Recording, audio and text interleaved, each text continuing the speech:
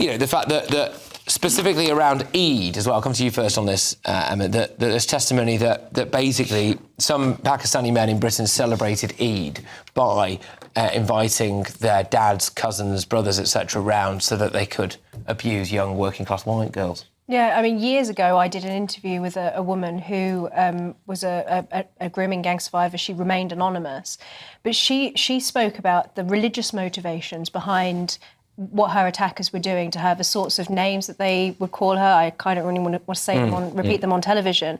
But the motivation was clearly religious and clearly racist against her because she was a young white woman.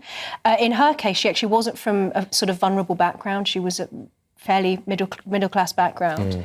And the evidence seems to be overwhelming when you hear these stories, that there is a religious motivation there. And it's not just that the authorities didn't want to act because they were afraid of being accused of racism. I think in some cases they were quite clearly afraid of being called Islamophobic. And the idea that you have to refer to them even as Asian grooming gangs, and it's not Japanese people that are predominantly doing this. So even in the way that, you know, we've been repeatedly told, oh, we're not allowed to even call them Asian grooming gang, but even that isn't quite accurate, is it? Yeah.